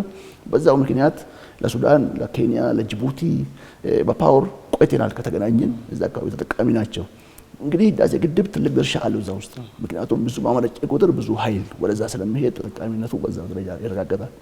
ለኢትዮጵያ ቅድም እንዳልኩ ተመሳሳይ ማህበረሰብ ከጎረቤት እስካለን ድረስ እዛ አካባቢ ያለውን ቁርኝት የሚያጠናክር ትልቅ እድል ነው ማለት ነው። እንደ ትልቅ ብሎን ወሰደው ማጣበቂያ ብሎን ካልቸሩም አለ ኦሬዲ ማህበረሰቡ አብሮን የነበረው በኢኮኖሚክ አስተሳሰር ጎረቤት ሀገሮቻችን ያሉ ማህበረሰብ ክፍል ከኢትዮጵያውያን ጎን በማንኛውም ጊዜ የሚቆሙና ተጠቃሚ የሚሆኑ መሆናችን ኢትዮጵያን ሰዎች እንዲመርጡ በሀሳብም ጭምር ድርሻ አለው። ያን ተጠቃሚ ስለሚሆኑ ፓወር ስለሚያገኙ አንዱ ስራ ይሄ ነው። ሁለተኛው የውጭ ምንዛሬ እናገኝበታለን። ኦፍ ኮርስ በጣም ትልቅ ሆኖ ሳይሆን ይጠቅመናል እኛ በተለያየ ምክንያት ማለት ነው። በደንብ ከፍ አድርገን ካየን ደግሞ በየትኛውም ሀገር ኃይል አምራች የሆነች ሀገር የመደራደር አቅሟ በጣም ትልቅ ነው። ለምንድን ነው አረቦች አካባቢ ያለው ነገር ሰው በትልቅ እንትን የሚያይ ከኢነርጂ ጋር በተገናኘ ጉዳይ ትልቅ አቅራቢ ናቸው። ነዳጅ ማለት ነው ባጭሩ። ነዳጅ በሁሉም ዓለም ላይ እስትንፋስ ነው ለሰዎች ለመኪና ለምን አሁን ባለው ቴክኖሎጂ ላይ ራሽያ ብታይ በጋዝ ለአውሮፓውያን የምታቀርበው ነገር ለምንድን ነው ሁልጊዜ የምትሰማው? የመደራደር አቅሟ በጣም ትልቅ ነው። በእጇ ጉዳዮች አሉ። ኢትዮጵያም በዛው ልክ በእጇ ጉዳዮች አሉ ማለት ነው። ይሄ በኢትዮጵያ እጅ ያለው ትልቁ ጉዳያችን ለኛ ኢነርጂው ፓወሩ ነው። ይሄን ፓወር ደግሞ እንዲህ ስናደርግ በተቻለ መጠን ለነሱም እንዲሆን ኢትዮጵያውያን ደግሞ እንዲሆን የራሱ ድርሻ አለው። በዛ ደረጃ ላይ የምታይና ኢትዮጵያን በጣም ይጠቅማል ብለን እሱን መውሰዱ በጣም መልካም ይሆናል። ማስተሳሰሩ ለዚህ ይጠቅማል። ትልቅ ድርሻም አለው። ለብዙ ፋይዳም ለኢትዮጵያም የመደራደር አቅምም ኢትዮጵያውያን ስኬትም ድርሻውን በዛ ደረጃ ይዞ ይወጣል ማለት ነው። መልካም። ሌላው በቅርብ አንድ ያየሁት አርቲክል ነበረ ከዓለም ላይ እንግዲህ አሁን በውሃ ላይ መሰረት የተደረጉ የኃይል ማመንጫዎች በጣም የሀገራት የመደራደር አቅምን የሚጨምሩ በቀጣይ ዘመን ደግሞ ባለው የቴክኖሎጂ ሁኔታ አሁን በርካታ ሀገራት የኤሌክትሪክ ተሽከርካሪዎችን ነው በብዛት እያመረቱ ያሉት። ከነዳጅ እኩል ውሃ ዋጋ ሊሰጥ ይገባል፣ በዛ ልክም ገንዘብ ሊያወጣ ይገባል። እንደውም በሊትር የነዳጅና የውሃ ዋጋ ጭምር ከዛ በላይ እኩልና ይገባል የሚል የውሃን ሀብትን ክብደት የሚገልጹ ሀሳቦችን እናያለን። አንዳንድ ምሁራን የሚጽፏቸውን የታላቅ ኢትዮጵያ ህዳሴ ግድብ መጠናቀቅ ሌሎች ግድቦችን በኢትዮጵያ ውስጥ ካለን የውሃ ሀብት አንጻር ካለን ጸጋ አንጻር ብዙ ግድቦችን በሰራን ቁጥር ቀጣይ ዘመናት ደግሞ በኤሌክትሪክ ላይ መሰረት ያደረገ እንደመሆኑ መጠን ከውሃ የምናመነጫቸው ኃይሎች ለኢትዮጵያ ሌላ በረከት ሌላ ተስፋ ይዘው እንደሚመጣ የሚገልጹ አሉ እና እንደው እዚህ ላይስ ምን ይላሉ? እንግዲህ እንዳልከው ነው። አሁን ውሃን ስናይ ሰው ሃይድሮ ፓወር ነው የሚታየው። ሃይድሮ ፓወር ያው ከሆነ ቦታ ውሃ ይዘህ በተያዘ ውሃ ኃይል በምትፈጥረው የከፍታ ልዩነት እና በምትለቀው ውሃ መጠን ኃይል ማመንጨት መቻል ማለት ነው። ኢትዮጵያ ትልቅ እድል አለው። አቀማመጡም ለዛ ያመቻል። በጣም ጥሩ ነገር ነው። አሁን ምርምሩ ይሄ ስራ ያለው ከዚህ በተለየ ሁኔታ ውሃን ወደ ኃይል መቀየር ላይ በጣም የሚቀርብ ስራዎች አሉ ይሰሩ ያሉት። ለምሳሌ ግሪን ሃይድሮጂን ግሪን ኤነርጂ ሃይድሮጂን ኤነርጂ ወደ ኤነርጂ ቀይሮ እስከ መጠቀም እስከ አውሮፕላን ነዳጅ የመጠቀም ስራዎች በጣም ተጀምረዋል። እሱ ሲመጣ ትልቅ እድል ይሆናል ብለን እናስባለን። ለዚህ ትልቁ ስራ ውሃ መያዝ መቻል ነው። ግድቦች ካለ ያንን ውሃ ፕሮሰስ ታደርግና ለዛ ደረጃ ማድረስ ነው። ሰው ኢትዮጵያ የምትሰራቸው ግድቦች ወደፊት የምትሰራቸው ይሰራች ያለችው ግድቦች በሙሉ ትልቅ ግባት ይሆናሉ። ከሃይድሮ ፓወር ባሻገር ወደዛ ሄዳል ማለት ነው። እሱም በዛ ብናይ ከዚህ ከኢቪ ጋር ኤሌክትሪክ ተሽከርካሪዎች ጋር በመገናኝ አይ ቲንክ እንደ መንግስት ትልቅ ፖሊሲ የተወሰደ ያለው ይሄንን ነው ካርጅ የሚያደርገው። ለምን ብትለኝ አሁን የኤሌክትሪክ ተሽከርካሪ ኢትዮጵያ ውስጥ ማስገባት አዲስ መኪና ማስገባት ነው አንዱ። ከአዲሶቹም ደግሞ ሁሉም መኪና በተሻለ አውቶሞቢሎች በተለይ መሆን ያለባቸው ኢቪ እንዲሆኑ ነው የተሰራ ያለው ማለት ነው። በቀረጥም በተለያየ መበረታቻዎች የነዳጅ መኪናዎች ዲስካሬጅ ነው የሚደረጉት፣ መጠቀም አለባቸው እናቋለን ማለት ነው። ምክንያቱም ነዳጅ አምራች አለንም እኛ። ነዳጅን ከሌላ ቦታ አምጥተን ኢትዮጵያ ውስጥ መጥቶ ተጨማሪ ክሳራ ከፍለን ነው የምንጠቀምባቸው። ግን በቂ ኃይል ካመነጨን በቂ ኤነርጂ ካለን ኤሌክትሪክ መኪና ካመጣን ኤነርጂችን እንጠቀማለን። ትልቅ ስራ ይሆናል። በዛ ደረጃ ላይ በጣም የምናበብ ስራዎች አብሮ እየሄደ ነው ያለው። ብዙ ኃይል እያመነጨን አቅማችን እየጎለበትን ያለ ነው። በዛው ልክ ደግሞ ተጠቃሚነታችንን ሎካሊ ሰዎች እንዲጠቀሙ ማድረግ ላይ ትልቁን ድርሻ የሚወስደው ተሽከርካሪን በመጠቀም ላይ የመጣው ለውጥ ነው። በጣም ብዙ ተሽከርካሪ ወደዛ እየመጣ ነው ያለው። ትልቅ ስራ ነው፣ ይጠቅማል። ወደፊት ደግሞ ለኢትዮጵያ ብቻ ሳይሆን ለዓለም ገበያ ጭምር ድርሻ አለው። ይሄ በጣም የኤሌክትሪክ መኪና አምራች የሆኑ ሀገሮች እዛ ብቻ ሳይሆን ኢትዮጵያ ሊያስቡ ይችላሉ ብዬ ገምታለሁ። ምክንያቱም ኢትዮጵያ ያላት ኢነርጂ ግሪን ኢነርጂ ነው፣ አካባቢ የማይበክል ወደፊትም ሌላ ቦታ ኮምፒታንት ሆነው ለመሸጥ እንዲችሉ አካባቢን ሳይበክሉ የመጡ ገበያዎች ተብለው ለመወዳደር በዓለም ላይ ድርሻውን ስለሚያበረክት ትልቅ እድል ይፈጥራል። በጣም ብዙ ካምፓኒዎች እየመጡ ነው ያሉት ኢትዮጵያ። መኪና መገጣጠሚያዎች፣ ተሽከርካሪ የሚገጣጥሙ የኤሌክትሪክ መኪናን ጨምሮ እስከ ባሶች እየተገጠሙ ነው ያሉት። ከምን የመጣ ነው? ይሄ ኢትዮጵያ በቂ ኃይል ስላላት፣ ለዛ የሚሆን ኃይል ስላላት ይሄን ድርሻ አለው ብዬ አምናለሁ።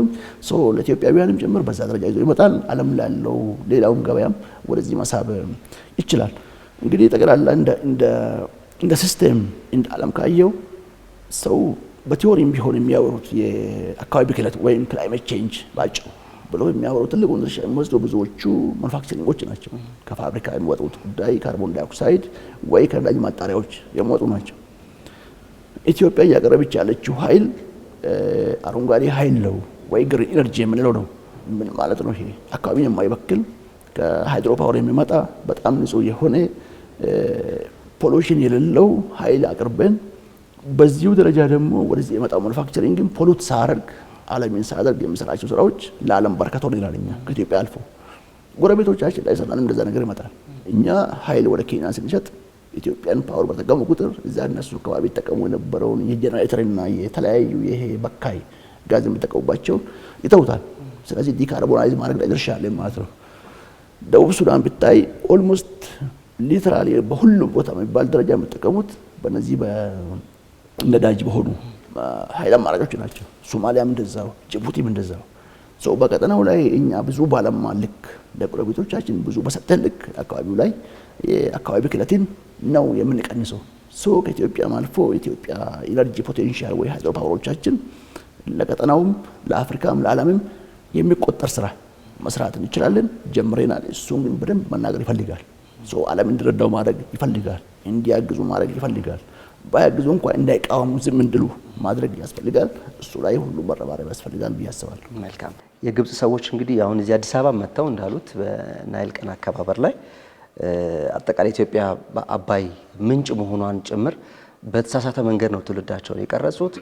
እንደውም ከዚህ ቀደም በምንሰማቸው አንዳንድ ዶክመንተሪዎች ላይ ከደቡብ ግብጽ መነሻውን ያደረገ እንደሆነ ለመግለጽ ይፈልጋሉ ናይልንና አሁን ግን በተጨባጭ ህዳሴ ግድብ የሚያክል ግዙፍ ፕሮጀክት ወደ መጠናቀቂያው ደርሶ ሌሎች ሀገራትም እየመጡ እየተመለከቱት ዓለምም እየመሰከረ የቀጣይ ዘመን ሀያል ሀገር ኢትዮጵያ በአፍሪካ ቀንድ እንደምትሆን እየተነበየ ነው የሚገኘው። በአህጉሩም እንግዲህ በፈጣን ኢኮኖሚ እድገት ላይ ከሚጠቀሱ ጥቂት ሀገራት መካከል ከአምስቱ ከስድስቱ አንዷ መሆኗን እያየን እንገኛለን ኢትዮጵያ። እኚህ ነገሮች ማነሳው ለምንድን ነው? ትንንሽ ጉዳዮችን ግን አሁንም አጀንዳ ማድረግ ፕሮፓጋንዳ ጉዳይ ማድረግን ግን አልተውም። እኔና እርስዎ ለቃለ መጠይቅ ቀጠሮ ይዘን እንኳን ከሰሞኑ ከዚህ ከመሬት መንቀጥቀጥ ጋር በተገናኘ የሚያነሷቸው አፋር አካባቢ የተከሰተ የመሬት መንቀጥቀጥ አልፎ አልፎ የሚመጣ ንዝረት በቀጥታ ህዳሴ ግድብን የሚመለከት እንደውም በተሳሳተ ፒክቸር አሁን የኤአይ ቴክኖሎጂው ብዙ መረጃዎችን ለማሳሳት ሰዎችን ለመረበሽ የሀገራትንም ገጽታ ለማበላሸት የሚመች ሆኗል። የቴክኖሎጂውን አቢዩዝ ለማድረግ የሚመች ነው እና ያንን እናያለን።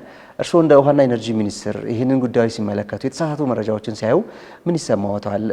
ምን ይላሉ? እዚህ ላይ የታችኞቹ ሀገሮች በተለይ አባይ ላይ ያሉት የተለመደ ስራዎችን ይቀጥላሉ። ወደፊት የተለመደው ስራ በፊት የነበረው ስራ ሲያደርጉ የነበረው እንዳንጠቀም ማሰር ነው። በተለያየ መንገድ ኢትዮጵያ ላይ ተሳክቶላቸዋል ለመናገር ማለት ነው። ዛሬ እሱን በጥሰው ወጥተናል። እኛው እዛ አይደለንም ያለን። አንድ ሁለተኛው ፕሮፓጋንዳ ነው። ፕሮፓጋንዳ ብላክሜል ለማድረግ ይጠቅማቸዋል ሰዎቹ። አንድን ሰው አይደለም ይሄ አውሬ ነው በተናገር ቁጥር የሚፈጥሩ ነገሮች ይችላሉ። እሱን ሊቀጥሉበት ይችላሉ በራሳቸው ጊዜ። አሁን በኢንፎርሜሽን ዘመን ግን በተለይ ሰው ማንበብ በሚችልበት ዘመን ቴክኖሎጂው በጣም በሰፋበት ዘመን ይሄ ሰው አውሬ ነው ባል ቁጥር የሚመጣው ናሬሽን ሊመጣ አይችልም፣ ሊሳካ አይችልም። ለምሳሌ ናይል እነሱ ነው ብሎ ያስባሉ። እነሱ ሰርቶላቸው ሊሆን ይችላል ተወሰነ ጊዜ። ነገር ግን የነሱ ከሆነ ለምንድን ነው ስለ ህዳሴ የምናወራው ብሎ ትውልድ ጥያቄ ያነሳል። በእርግጠኝነት የሆነ ጊዜ ላይ እኛ የገነባነው ህዳሴ በኢትዮጵያ ውስጥ ነው። እዛ አይደል አልገነባነው። የገነባነው አባይ ላይ ነው። የገነባነው በኢትዮጵያ ድንበር ላይ ነው። አጀንዳውን ግን የሚያነሱ እነሱ ራሳቸው ናቸው። ራሳቸው ጄኔሬሽን ራሱ በእርግጠኝነት ንጹህ አእምሮ ያለው ሰው ያውቃል። ባይናገርም በጣም የምናገርና ጥያቄ የሚያነሳ እንደሚፈጠር እርግጠኛ ነኝ። እንደዚህ ስትሉ አልነበር እንዴ? ናይል የግብጽ ነው ሲባል አልነበር እንዴ? ኢትዮጵያ እየገነባች ያለችው በእነሱ መሬት ነው ወይስ በእኛ መታ ነው የምትገነባው የሚል በራሳቸው በሚያደርጓቸው ናሬሽን መልሰው የሚጎዱበት ይሆናል ብዬ ነው የማስብ። ኢት ሜይ ቴክ ታይም። አንዱ ጉዳይ ይሄ ነው። ወደ መሬት መንቀጥቀጡ ስንመጣ በተፈጥሮ ኤርዝኩዌክ የሚያጋጥማቸው አክቲቭ ቦታዎች አሉ፣ ናቹራሊ ማለት ነው። በኢትዮጵያ ስናይ የሪፍት ቫሊ ማለት ነው ስምጥ ሸለቆ የምንላቸው ከሲሪያ እስከ ሞዛምቢክ የሚሄደው የኢስት አፍሪካ የሪፍት ሲስተም በሚባል በየጊዜው መጠኑ ላይ እንጂ የሚያጋጥሙ የመሬት መንቀጥቀጦች ወይም የርዕደ መሬት ይታዩ ነበር። ድሮም ነበር። ዘንድሮ ግን ትንሽ ፍሪኩዌንሲው በዛ ብሏል በፊት ከነበረው ላይ ማለት ነው። ከህዳሴ ጋር የሚገናኝ አይደለም። ህዳሴ ያለው አባይ ቤዝን ላይ ነው። ይሄ ታሪክ እያጋጠመን ያለው በስምጥ ሸለቆ ላይ ነው። አብሮ የማይሄድ አብሮ የማይወሰን ነገር ሳይንቲፊካሊ ፕሩፍ ማድረግ ስለሚቻል፣ እንደዛም ሆኖ እኛ በስምጥ ሸለቆ ውስጥ ግድቦች አሉ። ቀሰም የሚባል ለመስኖ የሚሆን ግድብ አለ። ሳይዙ ትንሽ የማይባል ተንዳሆ የሚባል አለን። ቆቃ እዚሁ አዳማ አካባቢ ያለን ግድባችን ቅርብ ነው። እኛ የምንሰራቸው ግድቦቻችን በኢትዮጵያ ታሪክ የነበሩት በትልቁ የሚመጣውን የመሬት መንቀጥቀጥ ሪዚስት ማድረግ በሚያስችል ደረጃ ተብሎ የሚሰሩ ናቸው። ባለፈው ይሄ ችግር ኢትዮጵያን ካጋጠመ ወዲህ ጀምሮ በሀገር አቀፍ ደረጃ አንድ ኮሚቴ ተቋቁመዋል። ክቡር ጠቅላይ ሚኒስትራችን አቶ መስገን የሚመሩት ኮሚቴ ስር እዛ ስር አንዱ ቴክኒካል ቲም የኛ ሚኒስትሪ የከተማ ልማት የማዕድን ሚኒስቴርና መስኖና ቆላማ ሚኒስቴር ያለበት አንድ ቲም አለ። ሁሉ ጊዜ ሞኒተር የምናደርግ ፎሎ አፕ የምናደርገው በሁሉም በሚባል ደረጃ ላይ ያሉ ስትራክቸሮች በዚህ መሬት መንቀጥቀጥ ምንም ምልክት አላሳዩም እስካሁን። ያውም የግድቡ አይነት ከአፈር ሰራ ነው ወይም ባንክመንት የሚባል ቴክኒካል አፈር ሲባል ዝም ብሎ አፈር ሳይሆን የራሱ መስፈርቶች አሉት። በውስጡ የተለያየ ስትራክቸር ያለው ውሃን መያዝ የቻለ ከድንጋይ ከአፈር ሰሩ ትልቅ ግድቦቻችን ነቀሰም ጀምሮ በጣም ሴፍሊ ነው የታለፉ ያሉት ማለት ነው። እኛው ወሬ አናደርገው። ምክንያቱም እንደዚህ አይነት ሲደረጉ የተሰጡት ሴፍቲ ፋክተር የሚባለው በጣም ትልቁ የሚባል ሴፍሊ የምናቸው ናቸው። ህዳሴ አካባቢ የሚታሰብ አይደለም። በጣም ህዳሴ የተገነባበት ቴክኖሎጂ እና የተሰራበት ማቴሪያል ዘ ቤስት ኦፍ ዘ ወርልድ ብለን መናገር በምንችልበት ደረጃ የተሰራ ግድብ ነው። ሶ ግብጾቹ ሁልጊዜ የሚያደርጉት አራምባና ቆቦ የሆነ ነገር የስምጥ ሸለቆን ታሪክ ወደ አባይ ማምጣት ሊመሳሰል የማይችል ሰው ውሃ ተመር ያለው ምን ሰው ወይ ስለ ኤርዝኩዌክ ወይ ስለ ጂኦቴክኒካል ጉዳይ ሳይንስ ቢያንስ በትንሹ እረዳለሁ ብሎ የሚያስብ ሰው ሊመሳሰል የማይችል የተለያየ ስነ ምህዳር ውስጥ ያለውን ታሪክ እዛና እዚህ መዘባረቁ ሌላ ሳይንቲፊክ ዓለም ሲያይ አውቃም ሲምል ይፈጥራል ብዬ አምናለሁ። ቅድም እንዳልኩ ነው ባዘው ሞር በጨው ቁጥር ለጊዜው ነው እንጂ የሚያስመስሉት በጣም ትዝብት ላይ ነው የምጥላቸው። እኔ የትም ቦታ ቁጭ ብሎ ያለ ተመራማሪ አሜሪካ ቢኖር ኤዥያ ቢኖር ስለ ኤርዝኩዌክ ወይም ስለ መሬት መንቀጥቀጥ ሲነሳ ዌር የሚል ፓተርኑ ነው የሚያየው። ህዳሴ የት ነው ሰው እንዴት ሊመጣ ይችላል? እንዴት ታወራለህ ስለዚህ ጉዳይ? የማይመሳሰል በጣም በብዙ ነገር አብሮ ሊሆን የማይችል ሆኖም በማያውቅ ታሪክ ይሆናል። እንደዛ ከሆነ የማውቀው ህዳሴ ሳይሆን ስጋት ሊሆን የሚገባው አስዋን ነው። መቶ ለመናገር በጣም ባረጀ ቴክኖሎጂ የተሰራ በዛ ዘመን ዝም ብሎ በጋሪና በሰዎች ስብስብ ደምድሞ የሰሩት ግድብ ነው ሊያሰጋቸው የሚገባው እንጂ ህዳሴ አይደለም። ህዳሴ ቱ ዘ ዴት ባለው ቴክኖሎጂ ቱ ዘ ዴት ባለው የስትራክቸር የኮንክሪት ስትራክቸሮች ተሰርቶ በጣም በዘመነ ሲመንትና የኮንክሪትና ይሄ የተለያየ ሞርታ የአርማታ የምስራቸው ስራዎችን በሳይንቲፊክ በሆነ መንገድ ተቆጣጥረን ሰርተን እያለን የቆየ ድለል የሞላው ያረጀ ባህላዊ በሆነ መንገድ የተሰራው አስዋን ግድብ ነው ሊያሰጋቸው የሚገባው ከህዳሴ በላይ ከመጣው ብዬ ነው የማስበው ማለት ነው። እንግዲህ የመጨረሻ ጥያቄ የማደርገው ከህዳሴ ግድብ እስከ ፍጻሜው እንዲበቃ አሁንም ኢትዮጵያውያን በጋራ መቆም ይኖርባቸዋል፣ መተጋገዝ ይኖርባቸዋል። እዛ ላይ እንደው የሚያስተላልፉት መልእክት ካለ እድል ስጣት። ህዳሴን ኢትዮጵያውያን አብረው ቆመው ህዳሴ አድርጎታል። ለኢትዮጵያውያን ኩራት፣ ለዓለም ምሳሌ፣ ለዘመናት የቁጭታችን ወደ ስኬት ያመጣንበት አንዱ የጋራ የሆነ የወል የሆነ ግድባችን ነው። የወል የሆነ ሀብታችን ሁሉም ኢትዮጵያዊ ከሁሉም ቦታ ተንቀሳቅሶ ሰርቷል። በህዳሴ ግድብ ግንባታ ሂደት በተለያየ ቦታ ቢታይ በጣም የሚያሳዝኑ ታሪኮች አሉ። ሰዎች አስተዋጽኦ ያበረከቱት ሻሸመኔ ላይ ከሰል የሸጠች የምትሰጥ እናት አለች።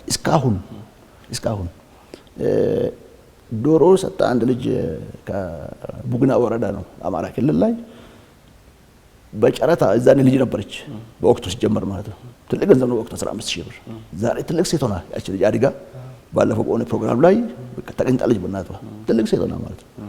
ህዳሴን ሰዎች ከልጅነታቸው ጀምሮ እስከ ትልቅነት እስከ ጉልምስና ትልቅ ነገር እያዩበት ያለው ትልቅ ፕሮጀክት ነው። እርግጠኛ ነኝ እኔ ይኮራሉ ሰዎች ዛሬ ሲያዩት እኔ እኮ በዚህ ግድብ ውስጥ እንዲያለኝ የሚል እንደማሳይ ነው የምነግርህ። እኔም አስተማሪ በነበርኩ ጊዜ ለህዳሴ ግድብ ከዛን ጀምሮ ስናዋጣ ነበር። ዛሬ ህዳሴ ሆኖ ስታይ የኔ እኮ ነው ይላል ሰው። ሰው ቤቱ ቦንድ አለው ዛሬ ህዳሴን የሚያሳይ የራሱ የሆነ አሻራ አለው። ይሄንን ትልቅ ትምህርት ሰጥቶናል። አብረን መቆም ስንችል ህዳሴ ላይ ያሳየነው አሻራ የጋራ ክንዳችን ዛሬ ስኬቱን አይተን ህዳሴ ኃይል አመጭቶ ህዳሴ ያን የሚያክል ውሃ ይዞ ህዳሴ ሲቪል ወርኩን ጨርሰን ስናበቃ በቀጣይ ደግሞ የሚቀጥሉ ስራዎች አሉ ህዳሴ ላይ ጭምር ማለት ነው። ከተርባይን ጋር ተገናኙ አካባቢው ላይ የሚሰሩ ስራዎች አሁንም ድጋፍ ይፈልጋሉ ማለት ነው። ሰው ኢትዮጵያ አብሮ መቆም አለባቸው። አብሮ መቆም ያለባቸው በገንዘብ ማገዝ ያስፈልጋል፣ ተገቢ ነው። ከሱ በላይ ግን የማይሆን ፕሮፓጋንዳዎችን ሰዎች በአግባቡ ፕሮፓጋንዳዎቹን መልሶ መምታት ያስፈልጋል። በተለይ በዚህ ዘመን ሶሻል ሚዲያ ዘመን ነው ያለው። ከመደበኛ ሚዲያ ባሻገር ሁሉም ሰው የራሱ ላይ ስልክ አለው። ፌስቡክ አለው፣ ሰው ቲክቶክ አለው፣ ትዊተር አለው።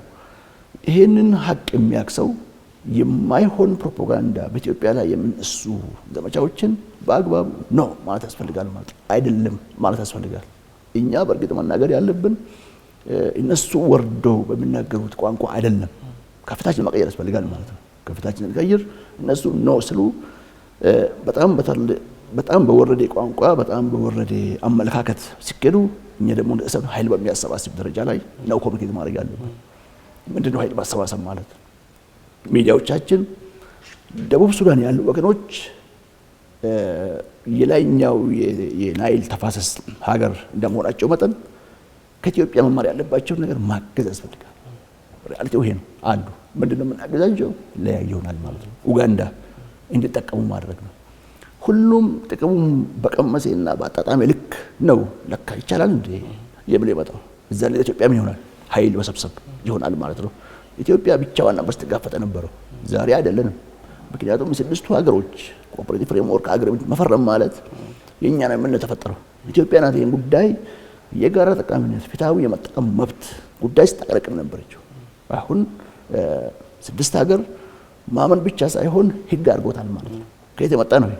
ህዳሴ መነሻ አድርገን በፈጠርናቸው ስራዎች ናቸው። ሰው ከህዝቡ የሚጠቀመው በገንዘብ በቁሳቁስ በተለይ በፕሮፓጋንዳ በትልቁ አድርጎ መስራት ያስፈልጋል። በቀጣይ ደግሞ ልምድ አግኝተንበታል። ይሄን በቀጣይ ለምናደርጋቸው ተጨማሪ ስራዎችም ጭምር አብሮ መቆም ያስፈልጋል ማለት ነው። ህዳሴ ላይ ኢትዮጵያን አብሮ ቆመዋል። በጣም ብዙ ህዳሴዎች ህዳሴ ሲባል ግድብ ብቻ አይደለም። ኮሪደር ልማት ህዳሴ ነው። ሁለተኛ ህዳሴ ትችላለ። ምክንያቱም ሰዎች በጋራ ቆሞ ማለታቸውን ሰጥተው አግዘው ፈቃደኛ ሆነው ከተማቸውን ማስዋብ አረንጓዴ አሻራ በጋራ መቆም ማሳያ ናቸው። በጣም ብዙ ኢኒሼቲቮቻችን የተጀመሩትን ስራዎች ሰዎች አብረው መቆም ከቻሉ ትልቅ ስራ ይሆናል። ህዳሴ ግን ስፔሲፊካሊ እንዳልኩ ከገንዘቡ በላይ ትልቁ ስራው መስራት ያለብን ፕሮፓጋንዳ ዘመቻውን በደንብ አድርገው መታገል፣ እሱም ማፍረስ፣ ኢትዮጵያ ደግሞ የምታመርታቸውን ኃይል እንዲሸጥ ማድረግ። ኬንያዎች ብዙ እንዲገዙ እንፈልጋለን። ጅቡቲ እንድትገዛ እንፈልጋለን። ሱዳን እንድትገዛ እንፈልጋለን። ባይዘው ሱዳን ባለፈው 2 ዓመት ችግር ውስጥ ነበሩ። የሚሄድላቸው ፓወር ሳይቋረጥ እየከፈሉ አይደሉም። ምንድነው ለኛ ይሄ? አንድ ቀን ይከፍሉን ይሆናል። ባይከፍሉስ ህዝቡ ተጠቃሚ ይሆን? ቅድም ያነሳውን ጉዳይ ማለት ነው። ለዚህም በሙሉ ትንሽ በሚዲያ ደረጃ ወስደው መሸጥና በየጊዜው ማሄድ ይፈልጋል። ከአሁን በኋላ በጋራ ቆሞ የምንፈልጋቸው ተጨማሪ የውሃ አካላት ሊሆኑ ይችላሉ። እኛ ውሃ ለሰዎች እንሰጥን ያለን ሌሎች ለምን ያጠውና ኢትዮጵያ ባህር ትፈልግ ይሆናል። አሁን ከጠቅላይ ሚኒስትራችን ሁሌ የሚያስባል ሰላማዊ በሆነ መንገድ ኢትዮጵያ የባህር በር ጉዳይ አንገብጋቢ ነው የሚለውን ሁሉም አጀንዳ አድርጎ መሄድ እጅግ አስፈላጊነት አለው። እነዚህ ጉዳይ ከህዳሴ ተምረን በቀጣይ መስራት የሚገባን ጉዳይ አለ ብዬ አስባለሁ ማለት ነው። መልካም። የውሃና ኤነርጂ ሚኒስትር ዶክተር ኢንጂነር ሀብታሙ ኢተፋ በፋና ፖድካስት አንድ ጉዳይ እንግዳ ሆነው ከኔ ጋር ቆይታ ስላደረጉ በተመልካቾች ስም ከልብ ነው የማመሰግነው። አመሰግናለሁ። ተመልካቾች ከፋና ሚዲያ ኮርፖሬሽን ፋና ፖድካስት በያላችሁበት ቆይታ አድርገዋል። የኢትዮጵያ ታላቁ የኢትዮጵያ ህዳሴ ግድብን መነሻ በማድረግ ከውሃና ኤነርጂ ሚኒስትር ዶክተር ኢንጂነር ሀብታሙ ኢተፋ ጋር የነበረኝ ቆይታ ይህንን ይመስላል። ከካሜራ ባለሙያዎች ጋር ኃይለ ኢየሱስ መኮንን ከእናንተ ጋር ነበርኩኝ። በያላችሁበት መልካም ምሽት።